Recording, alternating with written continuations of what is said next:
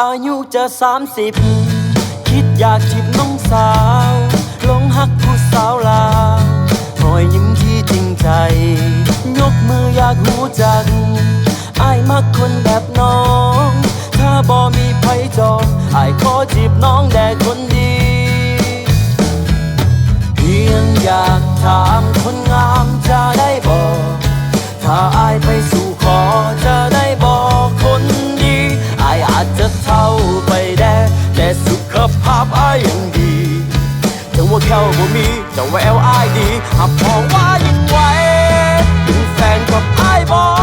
กก็รอแต่จริงใจถึงบ้านน้องอยู่ไกลถ้าอ้ายไปหาไปบอกผู้ชายหน้าตาดีเขามักแต่คนงามทุลายก็บ้ากำแต่ยกเป็นอ้ายโอเคบอกหน้าตากะกาหน้าผากอ้ายอยู่สูงยานบ่มีไผจูงตอนเท่าแก่สลาเห็นผู้กันไปบ่เป็นยังดอกนาอ้ายให้คำสัญญาน้องจากบ่เสียใจเพียงอยากถามคนงามจะได้บอกถ้าอ้ายไปสู่ขอจะได้บอกคนดีอ้ายอาจจะเท่าไปแต่สุขภาพอ้ายยังดี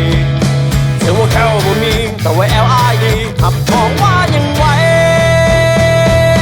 เป็นแฟนกับอ้ายบอกก็รอแต่จริงใจถึงบ้านน้องอยู่ไกลถ้าอ้ายไปหาไปบอกผู้ชายหน้าตาดีเขามักแต่คนงา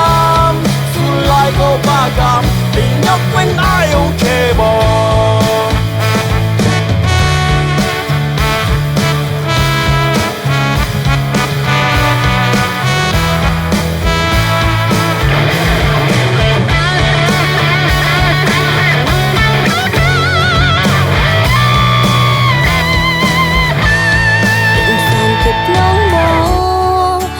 เพียงแต่อ้ายขอ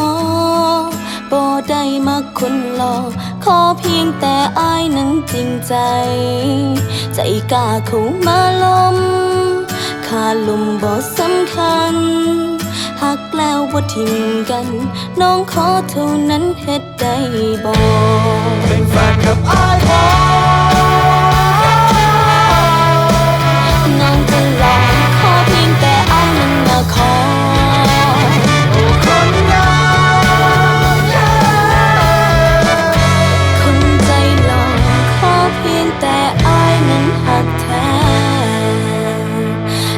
คนหล่อ